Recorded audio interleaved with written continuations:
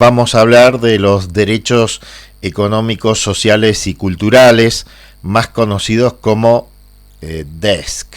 Pero primeramente vamos a hacer una introducción. El concepto y el alcance de los derechos han evolucionado a lo largo del tiempo y con las necesidades del mundo.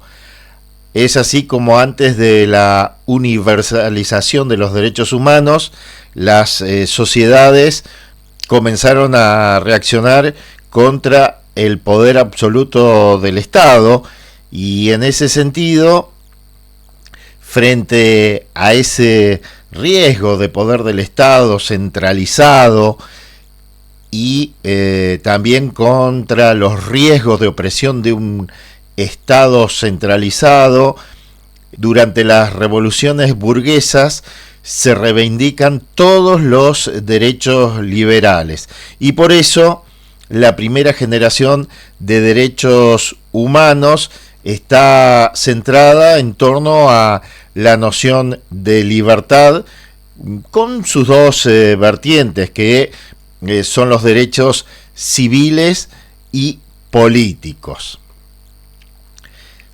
Posteriormente, ante las terribles violaciones de los derechos fundamentales que se dieron en las dos guerras mundiales, estos fueron objeto de protección internacional, pero la misma comunidad de estados comenzó a comprender que para intentar lograr la verdadera efectividad de los derechos civiles y políticos, es necesario garantizar a los ciudadanos una vida digna, y esto se logra mediante el reconocimiento y la promoción de los derechos económicos, sociales y culturales, los DESC.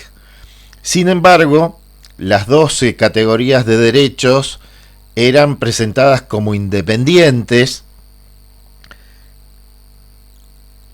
por un lado conservando los derechos civiles y políticos su posición de privilegio, porque en ese momento se creía que el respeto y la efectividad de estos traían como consecuencia la eficacia de los otros. Estos dos grupos de derechos se separaban bajo dos argumentos fundamentales. Los derechos civiles y políticos implicaban un deber de abstención del Estado y eran de aplicación inmediata. Por ejemplo, si había una prohibición de circular, por ejemplo, a partir de las 20 horas, con solo hecho de eliminar esa ley o ese decreto o esa norma, se podía inmediatamente circular. Entonces, por eso se dice que son de circulación inmediata. En cambio, los DESC, los derechos económicos, sociales y culturales, suponían una participación activa del Estado. Por lo tanto, eran de aplicación progresiva.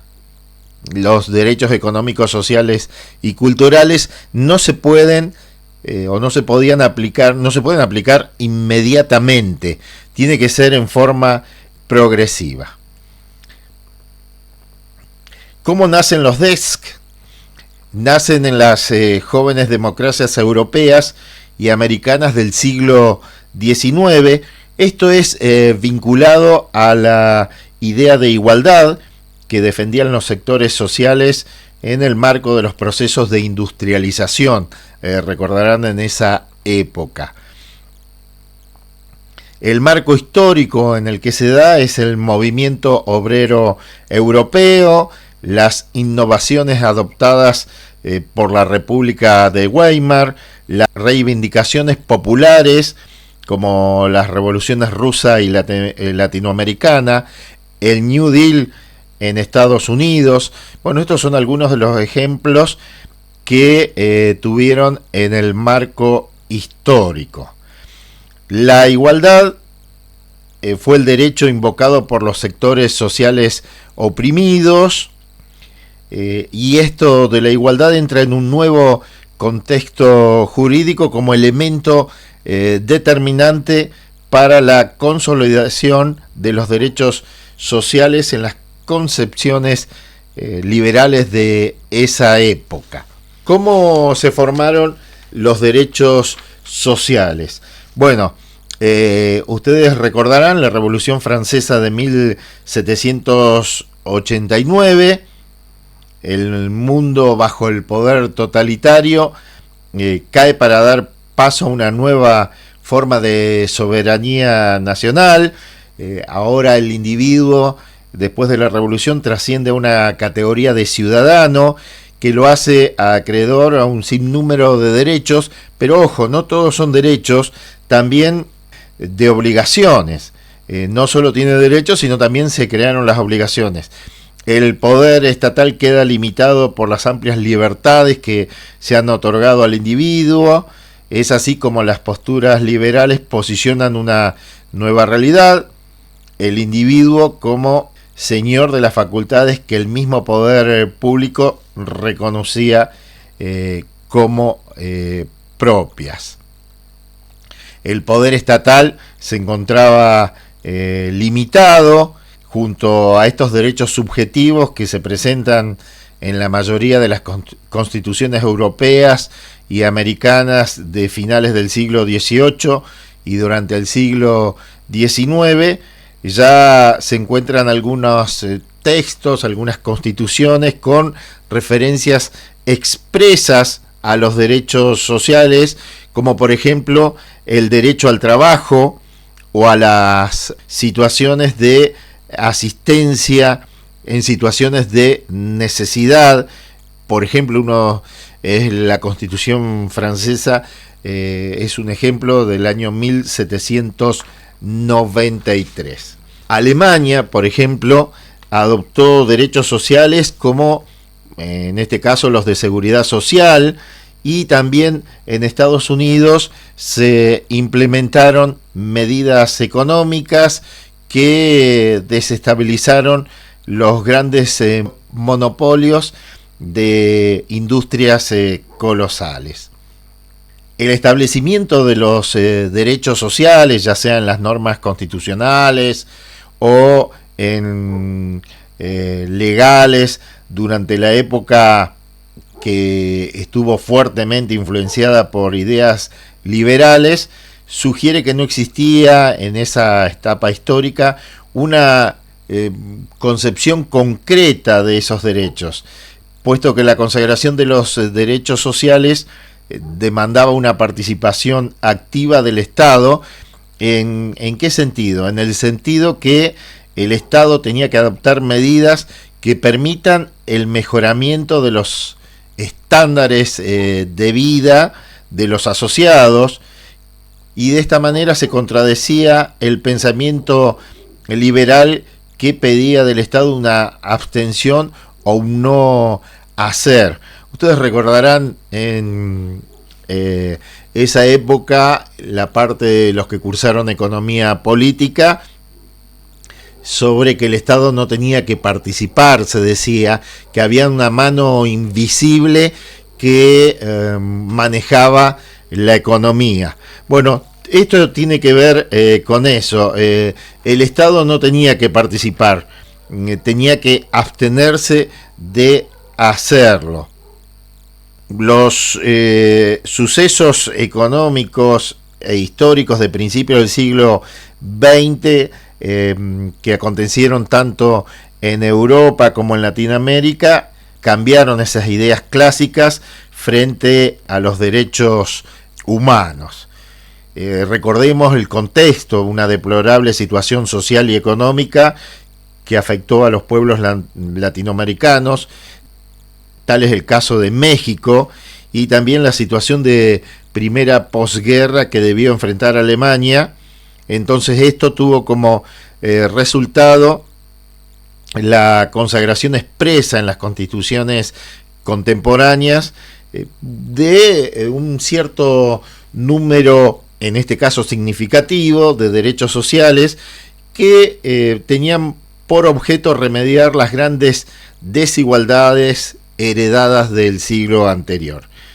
Es así que en las constituciones de Querétaro y Weimar, los derechos sociales encuentran su afirmación en estas constituciones que, recordemos, se promulgaron en la época de la posguerra mundial. Hay un acuerdo generalizado en considerar las constituciones mexicanas de Querétaro, que fue en el año 1917, y también la alemana de Weimar del año 1919, como las primeras en las que aparecen enunciados ciertos derechos sociales, sin que por ello se establecieran garantías para ser exigidos.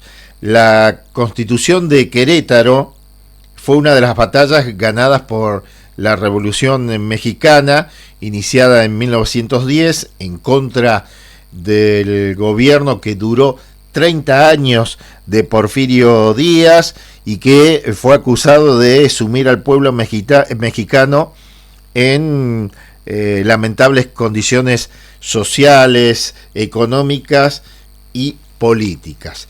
Esta nueva constitución promulgó un nuevo Estado. Ese nuevo Estado estaba fundamentado en garantías individuales y derechos sociales.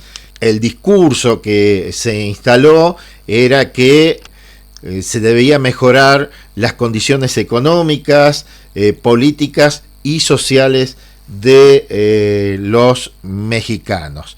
Mientras que la Constitución de Weimar, promulgada en enero de 1919, esto fue promulgado por una asamblea nacional que estuvo conformada por 3 partidos republicanos. A modo de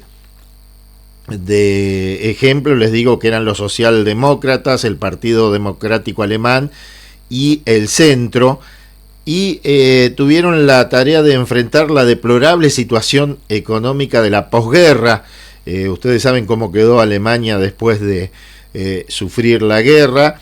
Tenían también la tarea de instaurar un gobierno republicano y una serie de garantías sociales para tratar de ayudar a la población deprimida por la guerra y que los instara para reconstruir la nación alemana.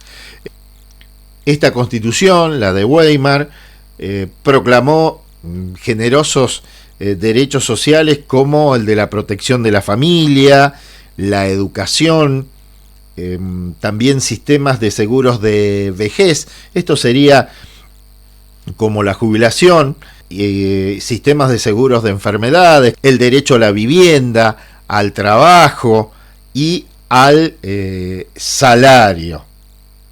La Constitución de Weimar fue la primera carta en realizar un acercamiento a lo que podríamos decir es una definición jurídica de los derechos sociales, en contraposición con las ideas liberales que veían en tales máximas un desarrollo de principios meramente políticos de justicia social. Sin embargo, y pese al reconocimiento otorgado en esa Constitución de Weimar, se destaca que los derechos proclamados en dicha carta fueron objeto de 2 teorías, porque coincidían en negarle tal calidad de derechos debido a la imposibilidad de su tutela inmediata y de ser judicializables directamente. Recordemos que dijimos que hace un instante que eran progresivos.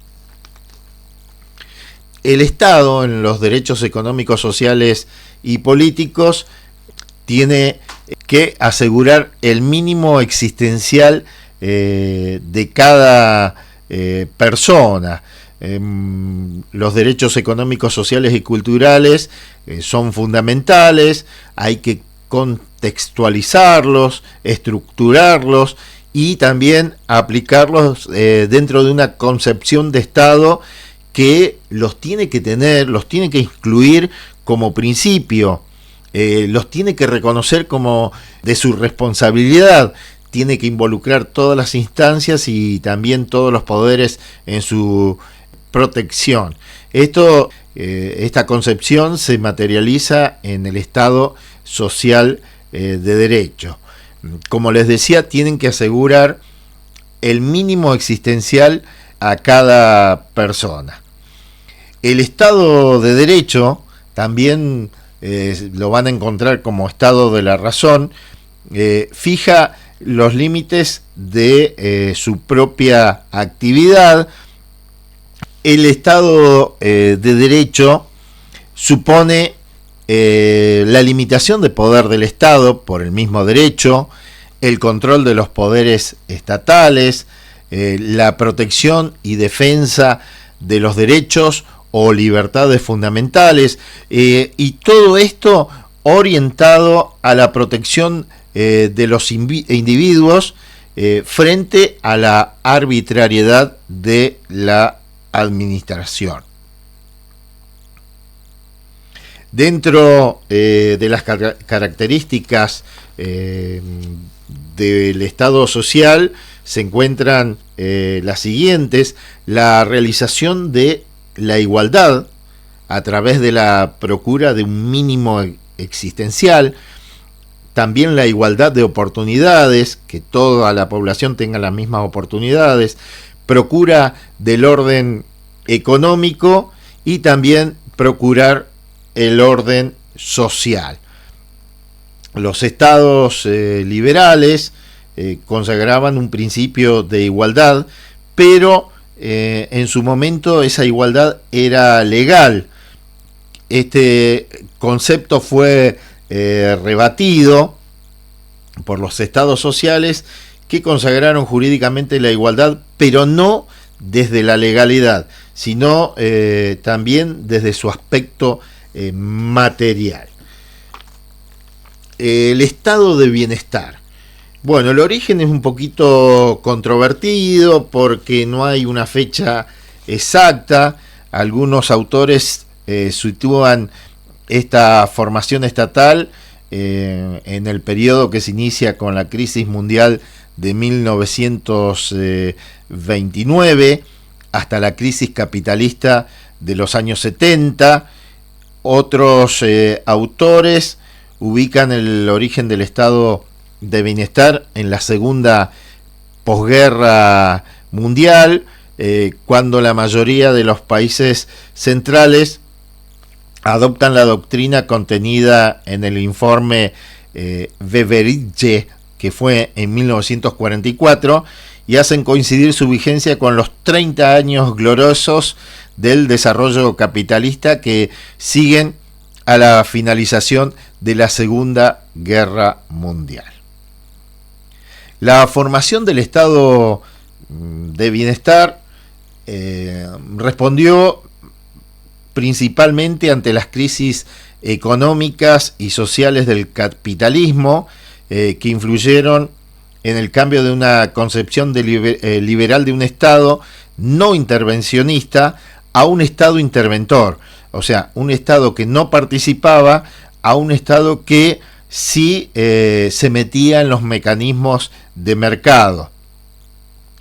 Según Julio Sarmiento, 3 rasgos fundamentales caracterizan el estado de bienestar. Por un lado, el avance de la política sobre la economía, la presencia de acuerdos formales o informales entre el capital y el trabajo, y el establecimiento de un sistema de seguridad social promovido por las políticas públicas. El Estado interviene. Recuerdan que antes no se quería que el Estado intervenga en la economía, pero ahora a través de estas nuevas concepciones se plantea la intervención del Estado, ya sea en la regulación de los mercados, por un lado, o como productor directo de bienes y servicios. Ahí el mercado va a perder su autonomía y será fuertemente regulado por el Estado. Ustedes recordarán con la aparición de las obras de Keynes que legitima la intervención activa del Estado en la economía. Las políticas sociales que suministran públicamente y en forma gratuita o subsidiada educación, salud, vivienda, contribuían de esta manera a elevar el salario real de los trabajadores. ¿Por qué? Porque no tenían que pagar por ejemplo, por la educación gratuita, salud gratuita. De esta forma, las políticas sociales se constituían en un salario indirecto, ya que como les dije, los trabajadores no tenían que pagar por el acceso a bienes colectivos que proveía el Estado.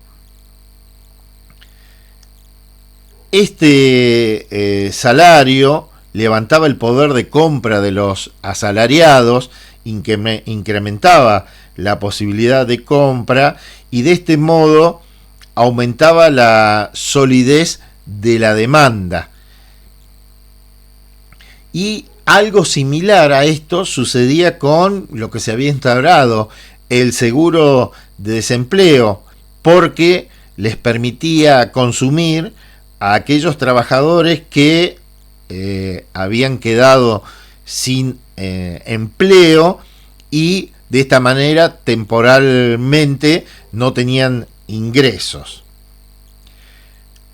Este estado de bienestar logró encontrar soluciones a las crisis cíclicas del capitalismo, esto es, desde un modelo de intervención que tuvo como resultado la financiación de los derechos sociales, frenando las fuerzas del mercado y también influyendo para conseguir la redistribución de la riqueza.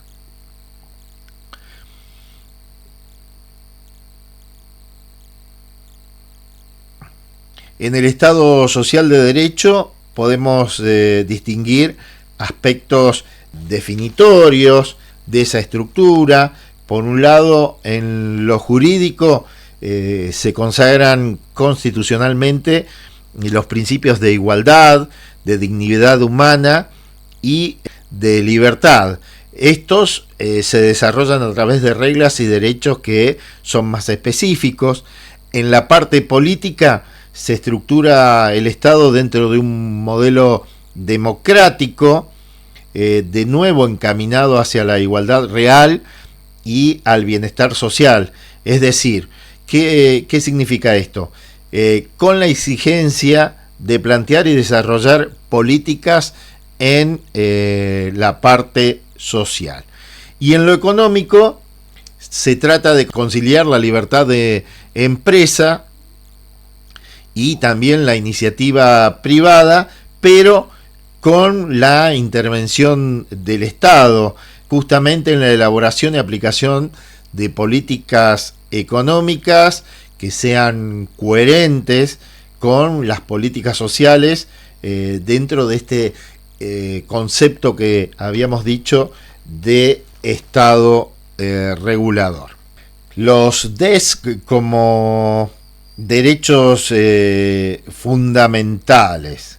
Los derechos humanos toman carácter de fundamentales porque atienden el desarrollo y también la realización de la dignidad humana, de la igualdad y de la libertad. Fíjense que estamos repitiendo estos conceptos: dignidad humana, igualdad y libertad. El significado de dignidad humana, igualdad y libertad vamos a tenerlo primeramente como la definición de dignidad humana, porque la igualdad y la libertad se encuentran dentro de ella, están inmersas en la dignidad humana. La dignidad humana es el valor fundamental de la democracia. Corresponde a una imagen de hombre fundada en el concepto de persona. ¿Esto qué quiere decir? Que en la consideración del individuo, tanto en sí como en sus relaciones sociales, y también como relación social. El Estado debe proteger a los seres humanos, a los individuos, debe tener políticas de protección para sus individuos que son seres humanos. ¿Qué son los DESC? Cuando hablamos de derechos económicos, sociales y culturales, estamos hablando que son derechos humanos que están relacionados con las condiciones sociales y económicas básicas necesarias para una vida en dignidad y en libertad. Entonces tenemos el trabajo, la seguridad social, la salud, la educación, la alimentación, el agua, la vivienda, el medio ambiente adecuado, la cultura. Todo eso son derechos económicos, sociales y culturales. Por ejemplo, en el trabajo, la posibilidad de que todos accedan a un trabajo digno, que tengan una carga horaria adecuada, que perciban un salario adecuado para su subsistencia, que tengan la posibilidad de elegir el trabajo.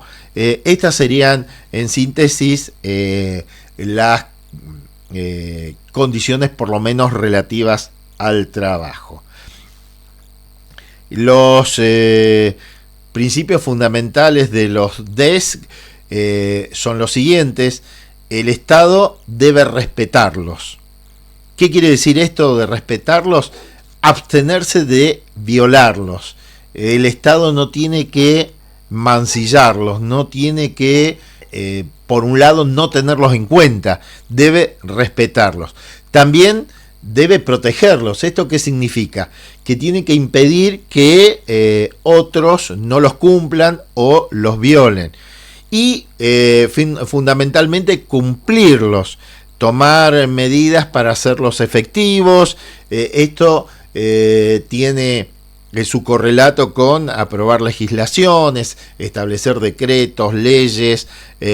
Por el otro lado, disponer partidas presupuestarias y armar todo el proceso administrativo para lograrlo. Por ejemplo, si el Estado está hablando de viviendas dignas, aparte de la legislación y de tener la partida presupuestaria para construirlas, tiene que ver de construir una estructura para lograr ver qué gente está en necesidad, tiene la necesidad, y qué gente tiene mayores necesidades que otros para acceder a la vivienda. Si hacemos un correlato con nuestra provincia, tenemos el IPV, Instituto Provincial de la Vivienda, en donde la gente se anota, hay una serie de trámites a realizar, una serie de puntajes que se tienen que entregar. Bueno, todo eso tiene que ver con los procesos administrativos. Y también el Estado debe buscar y proporcionar asistencia y cooperación internacional para la realización de los DESC. No siempre cuenta con los recursos económicos para lograrlo. Entonces hay estados más poderosos que tienen mayor poder económico, y ellos deben brindar asistencia y cooperación para la realización de los derechos económicos, sociales y culturales. culturales.